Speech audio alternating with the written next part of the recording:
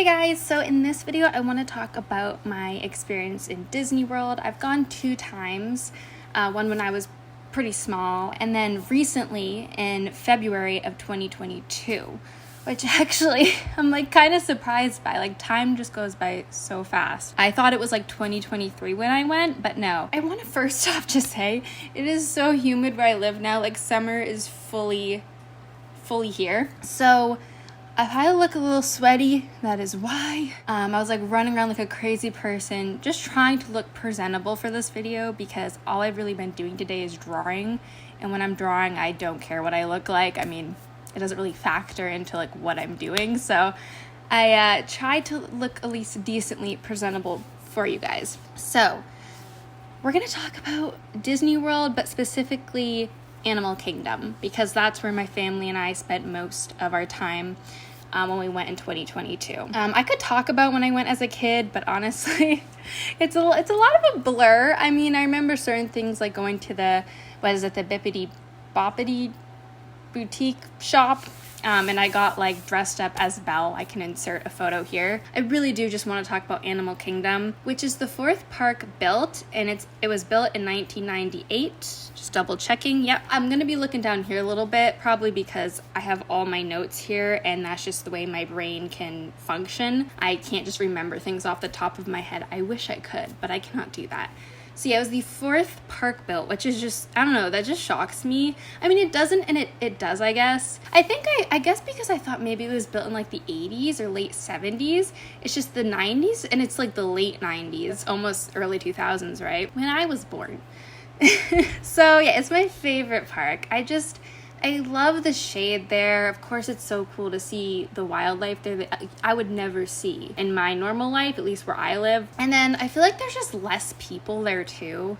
And you know, that's hard to say because like it's still busy. Like when you go to Disney World, you better expect to like be in crowds. Like you better be okay with being in crowds because that's all of Disney World. So, you know, be aware of that. And if you go to Disney World, obviously it's in Orlando, Florida. Make sure you bring sunscreen. Make sure you drink like water, like a good amount of it. It's important because it gets hot there. And there's so much nature, and it's obviously like supposed to be kind of like a jungle. So you definitely get, I think, plenty of shade there. I feel like I've heard people say you don't, but I don't find that to be true. And of course, there's the Tree of Life. Oh, it's so beautiful. And I can't believe that is man-made. Like, it looks so real.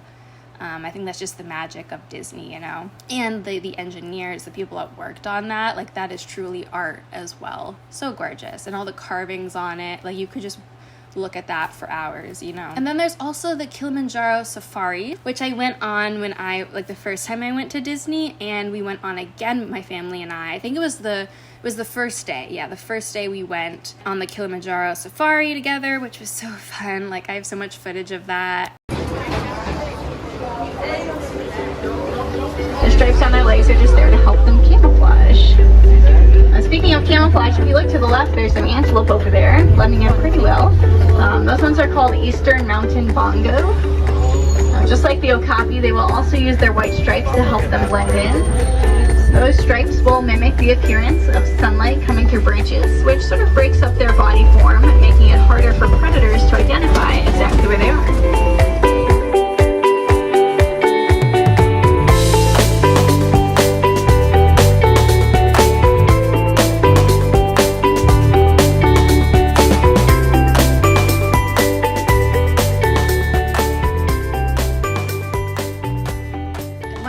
What I love is just seeing the giraffe. So that's like my favorite animal to see, and I feel like they're always like the closest to the little safari buses. It's just so cool to see such a tall animal, you know? It makes you feel so small, and they're just so beautiful. But yeah, you just see so many different types of animals there. Yeah, I wrote on my document, it homes about 2,000 animals representing around 200 species, and it has 580 acres, which is just wild. It's basically a sanctuary, these animals that are living in Animal Kingdom. But just to talk more about the conservation going on there, so the Kilimanjaro safaris are accredited by the AZA, which is the Association of Zoos and Aquariums. It's really great. That means that it's meeting the standards that are put in place for that by professionals that know what they're doing, so the animals get the best life that they can. Especially today with so many, so many different species becoming closer to extinction, I think it's great what they do. Of course, it's not perfect, but it seems like they get like a decent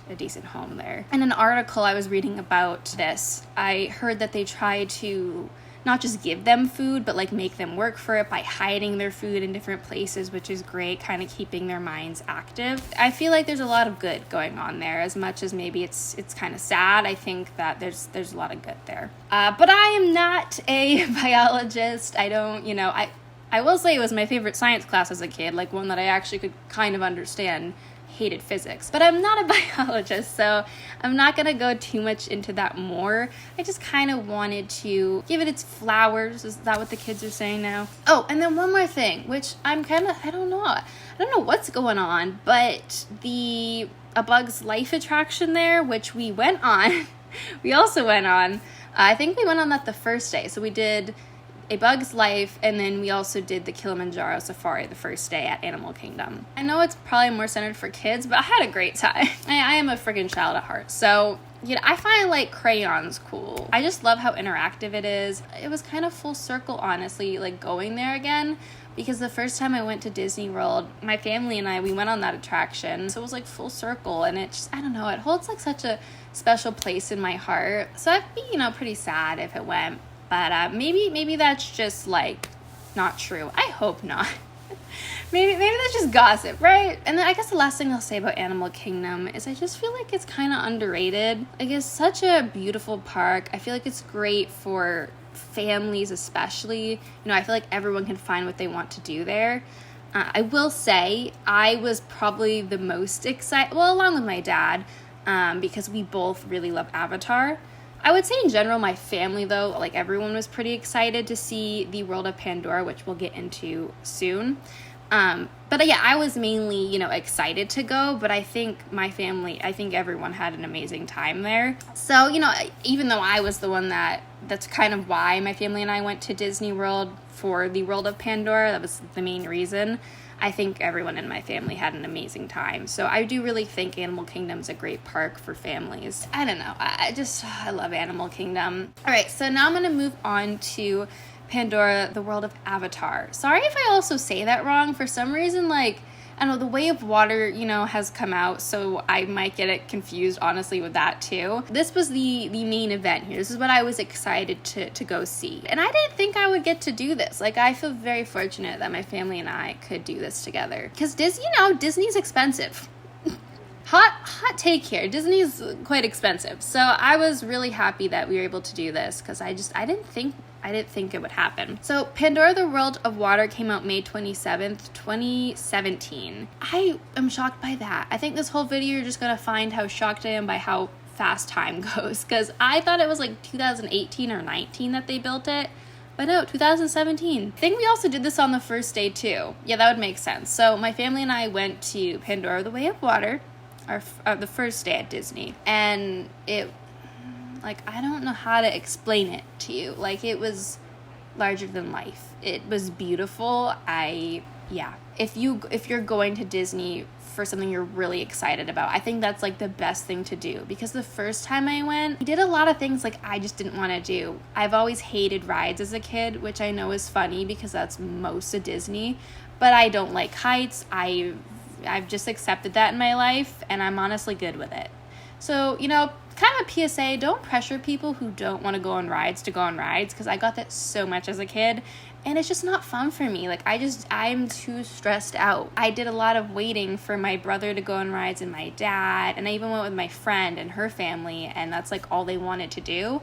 And I just remember always being so excited just to go back to our little cabin. We stayed at near the Wilderness Lodge, and I just remember always being excited just to go back at the end of the day to go swimming. That was what I was mostly excited about, just swimming, which you can do anywhere, really. It's not much to do with Disney. So I feel you really need to go there with a mission of what you want to do.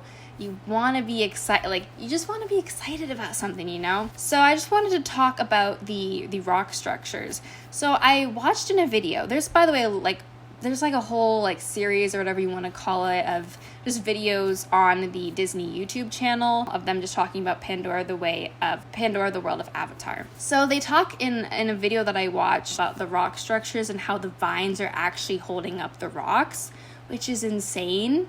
Like just I guess like physics and math and stuff like that. Like they just figure it out and then they just do it, and it's just whoa. I don't understand. I was never good at math. It's just magic to me. It's just magic. And honestly, it's nice to not fully know how that even works because it makes it more like magic. So I thought that was really interesting because I was wondering like how did they do that? Because they're literally floating. Like that's what it looks like. I also learned from that video that apparently it took 1 year just to get that rock formation down. So just for them to figure out like how they're gonna even do that, once again, just like blows my mind. But like it makes sense, right? I mean, take it from James Cameron, who waits like 13 years in between to make a second movie for Avatar. There's something to that, to really taking your time with something to make sure it's the best it can possibly be. And I think that's the only way they really could have made that. I bet that was intimidating to even try to do. But hey, that's Disney. Disney, it makes the impossible possible. Disney, if you want me to be your, like, what do you call it, hype person, I am somewhat here for that. I have my complaints, but overall, I mean, I do think it's, like, the most magical place on the earth. Joe Rohde mostly talks about it. And by the way, he served as a creative director. He's the guy with the big earrings. Hard to miss. And he just talks about how he didn't want to do, which at first I was like, why wouldn't you want to be a part of that? And obviously I love Avatar, so of course to me it's like, what? But you got to think about it. I think what he more so meant is like, you probably get projects that you're kind of like, maybe you don't believe in too much, and it maybe seems intimidating, like impossible. And I can understand that because, I mean, Avatar is so tall. How is that gonna work, right? Everything has to be kind of big. So I can understand why anyone working on that would be like, how is this even gonna be done? How is this possible? And then you also have to think about it. I mean, he's worked for Disney for so many years. Like anything, working anywhere, there's gonna be certain things you're excited about and not so excited about to have to do and be part of. So now let's talk about 4 different elements. I'm going to talk about the interaction element of Pandora, the world of Avatar, the rides, the nighttime experience, and the food and drinks. First, let's talk about the interaction element. As much as it's Pandora, they wanted it to kind of blend in with Animal Kingdom. And it makes perfect sense why they even built it there, because Pandora is actually, although it's like an alien planet, extraterrestrial planet, whatever word you want to use, it is kind of inspired by jungles. So yeah, they wanted to mix real plants in as well as what they call alien plants in a video I watched. I feel like they should just say like native plants to Pandora, not alien plants. I don't know, it just sounds funny to me. And then also, so Joe Rohde, I quoted something that he said, quote, Disney's Animal Kingdom stories of Pandora, end quote. So he's basically, what he was saying is it's Pandora, but it's Animal Kingdom's version of Pandora. And they did a very good job.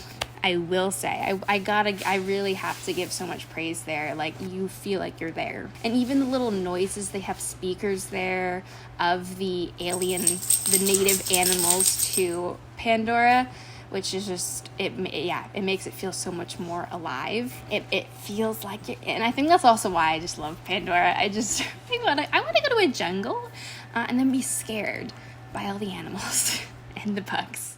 And then also, actually, this is going to fit well with what I'm saying. I also quoted something that Mark Levine, who is an executive of story development, so he kind of helps with story making of things. He said, quote, you may not see them, but you do hear them. So he's talking about the animal noises that you hear. You don't see them, but you hear them. So, as cool as it would be to see them, at least you hear them, and it definitely adds to the energy of the world that you're in. There's also, alongside with all the noises you're hearing through the speakers throughout the world, you're also seeing a lot of signs of Na'vi culture, which I think is great, because there's not there's not really obviously like cast members walking around dressed as Na'vi. It's just that would, I don't know how they would do that, right? They're really tall and cat-like. They would have to like make something for cast members to wear. I don't, who knows with that, which we'll get into because that is a complaint. But yeah, you see a lot of signs of Na'vi culture, like things that only Na'vi could make. That is something that I like because you definitely feel like, okay, they're here. But also, I do want to say too, I don't know, I thought that it was set like when the first movie came out, but it's in the future. So maybe that's another reason why we don't obviously see Na'vi there, alongside obviously like that would be hard to do. But I think maybe that's why they wanted to do it in the future, because maybe they could write it off like, oh, well, it's in the future, so they're like gone or something. I don't know. That was just a theory I had. I was like, maybe that's why they wanted to set it in the future, so they can like, that can be an excuse they give. So yeah, I'll get into it. So I guess there's just a lot of complaints are that, there's the cast members obviously can't dress up as Na'vi. It would be cool if there was maybe like one more animatronic outside, because that's one way they could do it. I will say there is one interactive spot where I think if you stand in front of certain plants long enough in the world, like water will like shoot out of the plants. It's gonna be that high.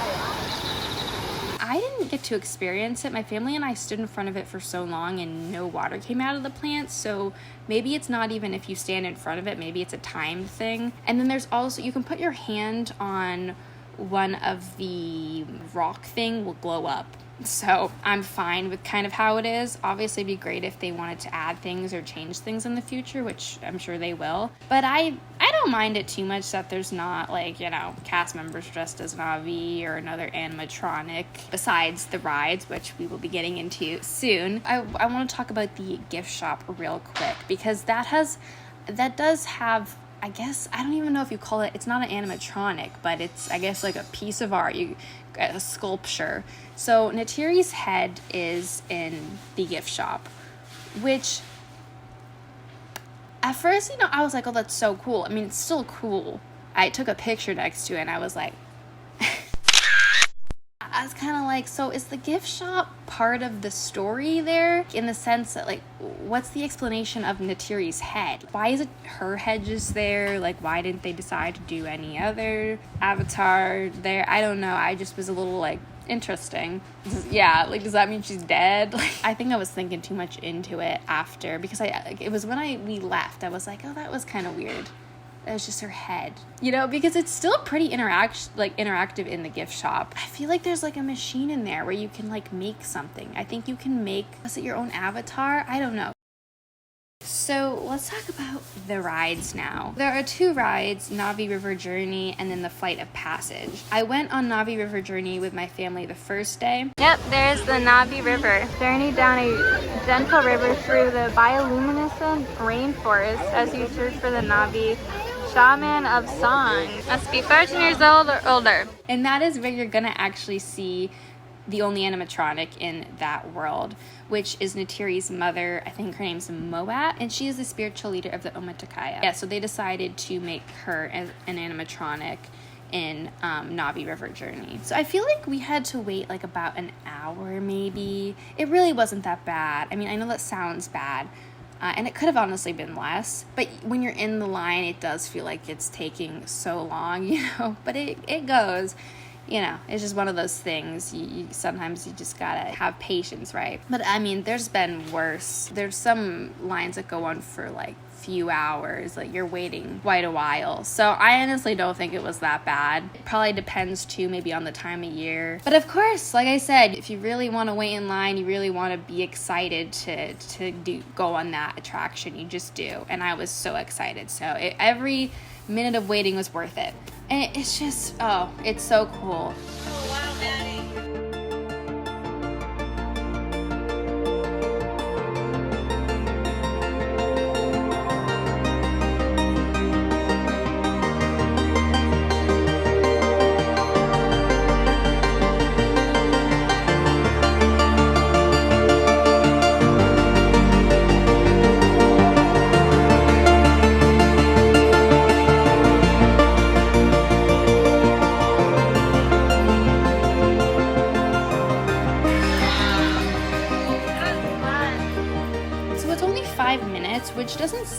bad, but when you compare it to the Pirates ride, which is like 16 minutes, it's definitely a lot shorter. That is definitely one complaint there, and I'm not gonna lie either. Like, I just remember feeling like, oh, I wish it wasn't over. And even if it was longer, I'm sure I would have felt that way. But I do remember feeling like, wow, this was like shorter than I thought it would be. But, you know, amazing. They did such a beautiful job. When you go on the Navi River journey, it's pretty dark in there too, which is cool. So you kind of get a night experience before the night, you know, before sunset happens. Everything's lit up. There's obviously Moet, the only animatronic there, but they did an amazing job with her. She looks so real. And I'd imagine there's so many errors for mistakes. Like, they could have made her a little off, but she looked exactly how she does in the movie. And even the movement of her is just so natural. And I was so glad she's working, because sometimes the animatronics at Disney they can run into issues sometimes. But she was working and even singing. Like, she sings as well. Like, it just all came together so well. And it just felt like she was there. Like, it felt like she was an avatar. It was so fun. And it was so pretty. She said, what did you like about it? I got all the colors. Just everything. It was so cool. I loved Navi River Journey. And it's a great ride for people who also don't like heights and maybe want a slower ride, or are sensitive to technology, motion, and maybe screens. So the second day we were gonna actually just go to Epcot instead of Animal Kingdom. But we had not the best experience at Epcot. Yeah, it was hot, as it is there. It wasn't even the heat, it was the lines there. And that's the thing, you go to Epcot because you want to have food around the world, right? But the lines in Epcot, I'm like, I don't want to wait and there's no shade, so you're just standing in the heat waiting for food. And you know, it just wasn't what I was there for. So to be fair to Epcot, wasn't really what I was super thrilled about. I remember going the first time as a kid and liking it, or thinking like it was fine. But yeah, it just wasn't what I was excited about. So I gotta be fair there. And I think we were also hungry, so that maybe didn't help, you know, a little hangriness going on. But yeah, we didn't have a great time. So we actually ended up leaving early and going to Applebee's. And then my mom, thank God for my mom. It's really nice to have someone who like schedules things. I appreciate her so much. We were able to go to Animal Kingdom, get a pass for Animal Kingdom instead of Epcot, because we just did not have a great time in Epcot. And that second time then, we went on the Flight of Passage. I think the wait time was kind of similar, honestly, I felt like, to Navi River Journey. I can't believe I forgot to mention this, but one of the coolest parts about waiting for the Flight of Passage is the line. All around it, you're just going to see so much from the movie. I mean, you feel like you're actually in the movie. And you also will see Jake. And so even if I didn't want to go on this ride, I would at least want to be able to go in to see all of that.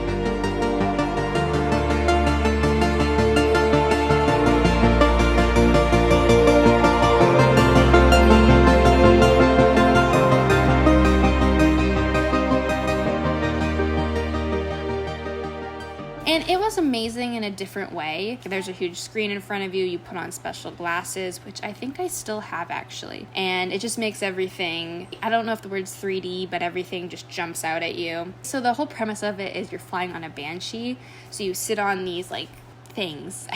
You're kind of like, I don't know, you're kind of like that, tilted a little bit, and it also moves, like the platform, the floor kind of moves with it. It's a whole machine that I don't know how it works. And then also it's breathing, like you feel like you're actually on a Banshee because there is like a breathing sensation close to like where your legs are. And then also there's like a water element at some point in the ride too. It's like a mist though. It's not like you're getting drenched. It's a bit of a misty air type feeling because you're flying over water a lot in it. And what was also really cool about going at that time is that the Way of Water wasn't out yet. So I kind of got like a little sneak peek of the environment maybe the second movie would be in, which actually was correct. So it was really cool because I kind of felt like I was getting a little view into what the second movie was going to be, because there was such a water element in that ride. You're just flying over so much water. And then at one point too, a Banshee tries to get your Banshee, so there's a little bit of like a scary feeling too. It was just it was such a fun ride. And I don't like heights, I mean, it obviously, I think what helped is I knew, obviously I'm not actually, but I really didn't think about it that much, but just in the back of my mind, I'm like, okay, I'm not actually like up high, like, you know, it's just my avatar. And I honestly wanted to go on it a second time. I wish I still could, but we never did.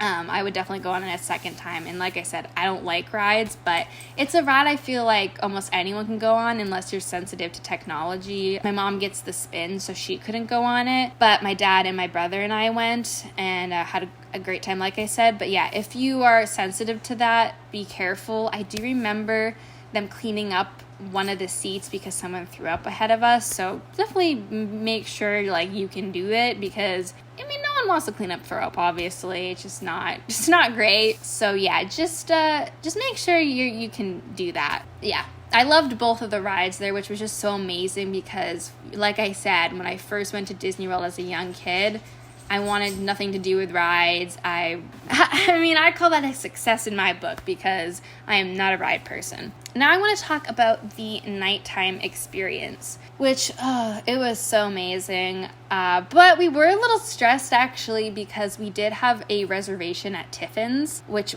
let me tell you about that restaurant. That restaurant was amazing. Like, I didn't feel like I belonged there. Like, I was just like, what are we doing here? It's very fancy. But yeah, so we had a reservation around like 6, I felt like. We also wanted to wait for it to get dark, but we didn't want to miss a reservation, so we were getting a little nervous about that. And thankfully the sun did set and still made it to a reservation, but we were like waiting as long as we could because we wanted to see it at night there. And I even got a sweatshirt that like glows up in the dark there, so I got it in the gift shop. So if you do want to have something to glow up, something that will glow up, get something in the gift shop and then wear it at night there, and you're just part of the world, obviously. And I didn't even know that the sweatshirt glowed. I did not know at all. That was really cool to find out when everything got dark. And then even the mountains, I remember learning in one of the videos about the making of Pandora there that they have like projectors even on the mountains that you don't really see, obviously, but that's how the mountains even light up. So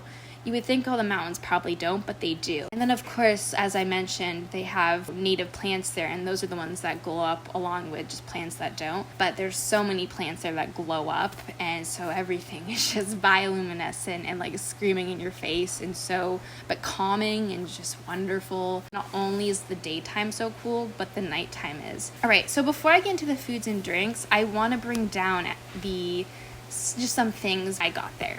All right, here's my box. It's like overflowing. You know, people just have like a hope box. My grandmother had a hope box. That's kind of what this has become, but it has a lot of just Disney stuff in it.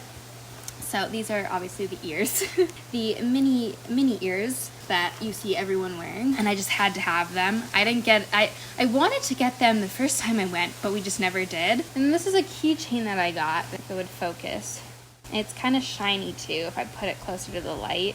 I really should put it on something though, but a part of me is also like, I don't want it to get dirty, you know? I just want to keep it. Which is honestly how I feel with this sweatshirt. So this is the sweatshirt that I was talking about that glows up. And only there, because I brought it home and I wanted to see if it would glow up at night, but obviously it only glows up because of the black lights that they use. I kind of like it that it only does it there because it just makes it that much more like magical to me. And then I also, this is cool. I really should put this on something, but I don't know. I kind of like it in its packaging. I'm not even a collector, but so I wish you could. There's the light a little bit.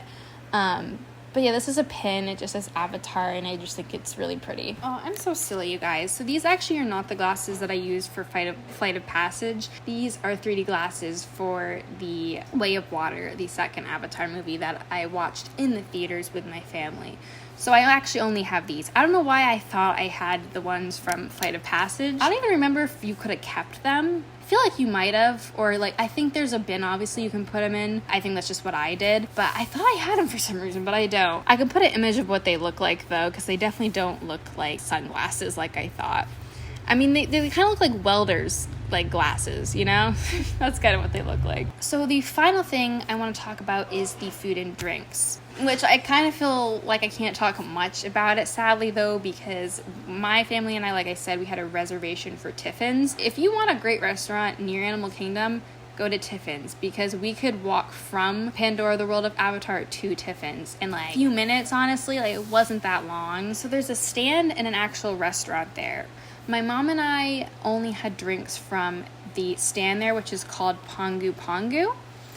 And it has a lot of drinks. You can get a pretzel there. There's a Pongu Lumpia. You can get bottled water there. But yeah, just a lot of drinks and a pretzel. My mom got the Moara margarita, which obviously has alcohol in it. I had the Night Blossom drink. So yeah, mine was like a purplish color, and then my mom's was like a bluish green color. And then I had orange bobas on top, and my mom had yellowish green ones. And you know, they look cool. It's part of the fun there. You know, they seemed like very popular. I feel like I saw people walking around with those drinks, but I'm probably the only one that feels this way. And you know, I get it. It's targeted more to kids, you know, not Disney adults. Don't even want to get into that, but it was just too sugary for me. This is kind of a complaint I have. I just kind of wish they maybe had another stand just for like less sugary drinks. Especially because, you know, Avatar is kind of all about respecting the environment more, kind of being one with the environment. I mean, that's basically what the first movie's about. So I just feel like a more natural, like healthier drink would be more in line with the vibe there. But you know, I get it. Kids love a sugary drink. I understand. I'm in the minority there, but I at least think they should give like another option.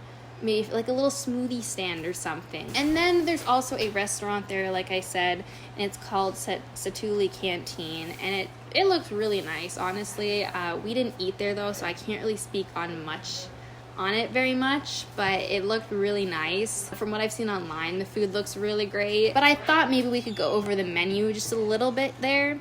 Oh, they have gluten-free allergy-friendly options, egg allergy-friendly options. I will say, Disney's really great when it comes to allergies. They are very like conscious about that for people, which is great. Shellfish allergy friendly, milk allergy friendly, peanut trina allergy friendly, sesame allergy friendly, soy allergy friendly. Yeah, just so much there for that, for people who are concerned about that, which you got every right to be, because you just don't, you want to just have a nice lunch and not have to worry about that, or dinner, or what, you know, whatever time it is. Then there's obviously a kids section too, and there's a kids Disney check meals, which for it to be a check meal, it has to include at least 3 of the following food groups: fruits, vegetables, low-fat dairy, whole grains, are lean, protein beans, eggs, and nuts. But yeah, that is kind of it for Satuli Canteen. Wish I could have spoke on it more. Honestly, now looking back, wish I could have had something there, but Tiffin's was so good. Great. These stores are cool.